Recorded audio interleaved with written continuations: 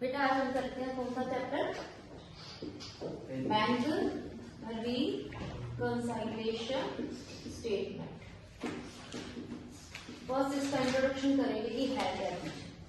तुमने एक चैप्टर पहले किया था कौन सा, कैश बुक।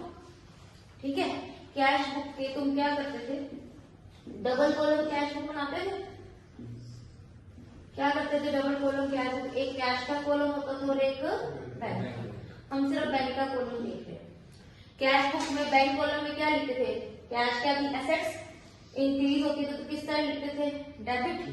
डिक्रीज होती थी तो किस तरह लिखते थे, क्रेडिट। ठीक है, क्योंकि कैश या बैंक बैलेंस हमारे लिए क्या है, एसेट्स। ठीक है, जब भी कोई चेक आया और डिपॉजिट कर दिया बैंक में तो बैंक बैलेंस क्या हो जाता था, इंक्रीज। ठीक है, सपोज करो राम से चेक मिला 10,000 का और बैंक बैलेंस क्या हो गया, वो इंक्रीज। ठीक है, गुड्स परचेज किया और चेक इश्यू किया ₹5,000 का, क्या होता था, बैंक बैलेंस क्या होता था, डिक्रीज। यहाँ पर परचेज करके बैंक कॉलम में हम लिख देते थे 2,000। कोई भी बैंक चार्जेस हुआ तो क्या करते थे, बैंक बैलेंस क्या होता था, बैंक चार्जेस से इंक्रीज होगा कि डिक्रीज होगा, डिक्रीज। तो क्रेडिट साइड आ जाता था बाय बैंक चार्जेस फॉर 100। ठीक है जी, समझ आ गई, यही करते थे। तो ये हमारी कैश बुक क्या बताती थी, किस डेट को हमारा बैंक बैलेंस क्या हो गया, इंक्रीज हो गया, और किस डेट को क्या हो गया, डिक्रीज। जब इंक्रीज करती है तो कैश बुक क्या दिखाती है, इंक्रीज के टाइम क्या दिखाती है, डेबिट। डिक्रीज के साइड किस साइड दिखाती है, क्रेडिट। ठीक है, ये हम किससे डील करते हैं, हम घर बैठे बैठे देख लेते हैं कि हमारे बैंक में इतने आगे इतने चलेंगे। जब ये चेक हमें मिला और हमने बैंक में लगाया तभी बैंक बैलेंस इंक्रीज होता था। ठीक है, चेक इश्यू किया, हम तो सोचते हैं कि बैंक बैलेंस क्या हो गया, डिक्रीज हो गया, पर एग्जैक्टली बैंक में से पैसे कब कब होंगे, जिस फलाने बंदे को हमने चेक दिया है वो बैंक में क्या होए, प्रेजेंट होए, तभी होएगा। सपोज करो ये मेरा ही अकाउंट है। ठीक है, तुमने ट्यूशन फीस दी, ठीक है, तो उससे क्या होगा, तुमने अगर मेरे को ऑनलाइन पेमेंट करी तो मेरा बैंक बैलेंस क्या हो गया, इंक्रीज। जिस बच्चे से आई मैंने उस बच्चे का क्या लिख दिया, नेम लिख दिया। ठीक है जी, अगर मैं कोई ऑनलाइन पेमेंट कर लूं, ऑनलाइन शॉपिंग कर लूं तो मेरा बैंक बैलेंस क्या हो जाएगा, डिक्रीज। या मैंने कोई घर का ही सामान मंगा लिया, मेरा बैंक बैलेंस क्या हो गया, डिक्रीज। इलेक्ट्रिसिटी बिल भर दिया, बैंक बैलेंस क्या हो गया, डिक्रीज। सपोज करो मेरा अगर रेंट पे बिल्डिंग रेंट पे मैंने रेंट दे दिया तो उससे मेरा बैंक बैलेंस क्या होगा, डिक्रीज।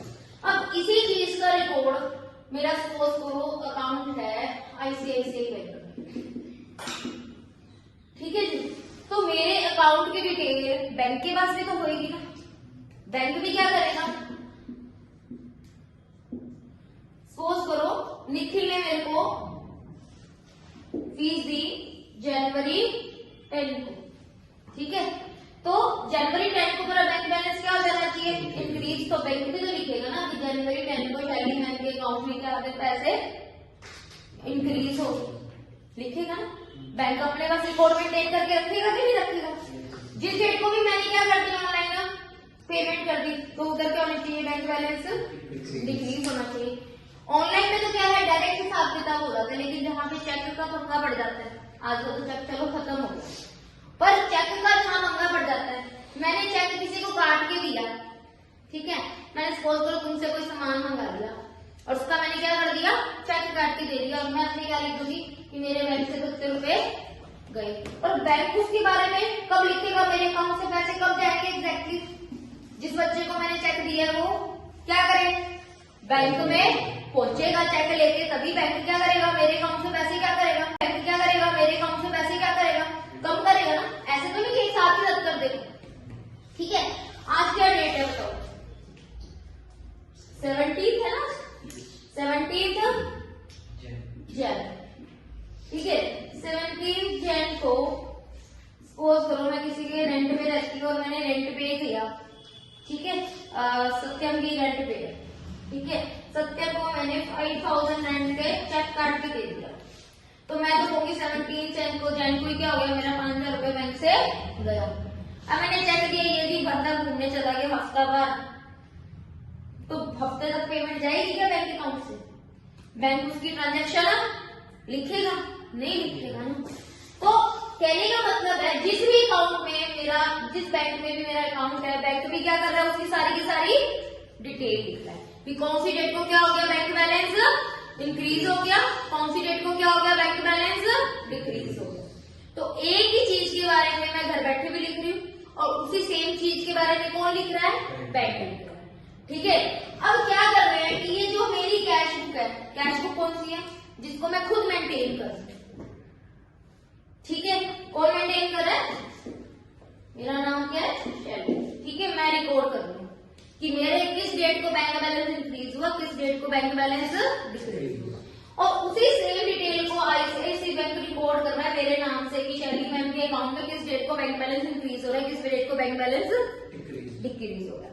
अब क्या कर रहे हैं, कई बार क्या हो रहा है, मेरी बुक कह रही है, जैसे मैंने तुम्हें एग्जाम्पल दिया कि मेरे अकाउंट से रेंट गया, मैंने तो लिख दिया अपने घर बैठे कि मेरे अकाउंट से पैसे गए, लेकिन उसी चीज की बैंक में एंट्री नहीं है।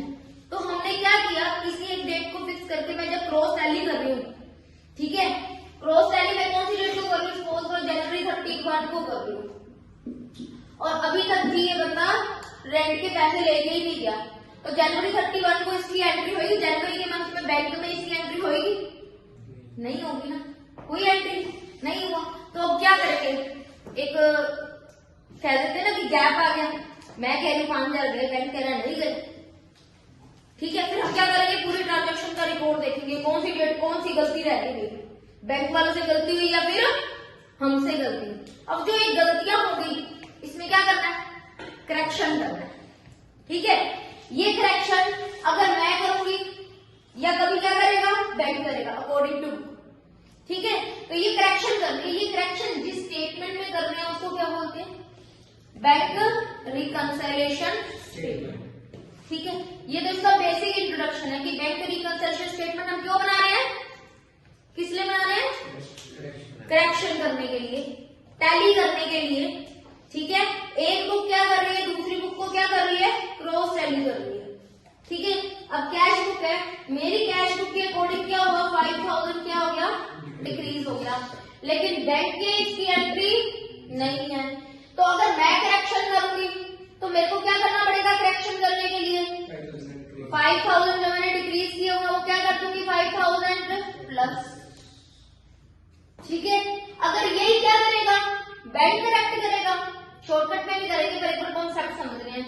यही अगर कैश बुक और पासबुक, मेरी बुक कह रही है 5,000 डिक्रीज हो गई, लेकिन बैंक स्टेटमेंट कह रही है 5,000 की कोई एंट्री, यही अगर बैंक करेगा करेक्शन तो बैंक क्या करेगा, बैंक क्या करेगा, कैश बुक में इंक्रीज हो गई तो ये भी क्या कर देगा, सॉरी डिक्रीज हो गई, ये भी क्या कर देगा, डिक्रीज। ठीक है, तो यहाँ पे बैंक रिकंसिलिएशन स्टेटमेंट में क्या कर रहे हैं, हम क्रॉस टैली कर रहे हैं। कभी कैश बुक पासबुक को क्रॉस टैली करती है और कभी पासबुक कैश बुक को क्रॉस टैली करती है। पॉइंट समझ आ रहा है, ठीक है, ये इसका बेसिक इंट्रोडक्शन था। अब एक शॉर्टकट की से हम चीज करते हैं इसी चैप्टर को कि करना कैसे है, क्योंकि हम भूल जाते हैं कि क्या करेक्शन करनी है क्या नहीं करनी है। तो हम इसको ज्यूम कर लेते हैं कि दैट कैश बुक और पासबुक दो फ्रेंड्स हैं। ठीक है, कैश बुक जो भी इंक्रीज करती है उसको क्या बोलती है, डेबिट, डिक्रीज करती है उसको क्या बोलती है, क्रेडिट। पासबुक क्या करती है, जो भी इंक्रीज करती है उसको क्या करती है, क्रेडिट, और डिक्रीज करती है डेबिट। पहले चलो एक रूल भी समझ लेते हैं क्यों करते हैं। मैंने तुम्हें बताया था कैश बुक और मेंटेन करी थी मैं खुद, तो मेरे लिए ये मेरा पैसा क्या था, एसेट्स, लेकिन यही पैसा जब बैंक में जा रहा था तो बैंक का तो पैसा नहीं था ना, तो बैंक के लिए यही पैसा क्या था, लायबिलिटी। अगर मैंने 10,000 बैंक में डिपॉजिट कराए तो मेरा बैंक बैलेंस इंक्रीज हो गया, मेरी तो एसेट्स बढ़ गई। 10,000 क्या कराए, डिपॉजिट कराए, तो मेरे तो क्या है, बैंक एसेट्स इंक्रीज होगी, तो मैं तो क्या करूंगी, डेबिट। लेकिन 10,000 रुपया मेरा अगर बैंक में चला गया तो बैंक का पैसा तो नहीं है ना, वो है तो उसके कस्टमर का ना, तो बैंक की क्या बढ़ गई, लायबिलिटी। तो लायबिलिटी इंक्रीज होगी तो बैंक किसी चीज को क्या बोलता है, credit. According to bank it's liability, और मेरे लिए यही चीज क्या है, मेरी एसेट्स। इसलिए जो हम डेबिट बोलते हैं बैंक उसको क्या बोलता है, Audio Jungle।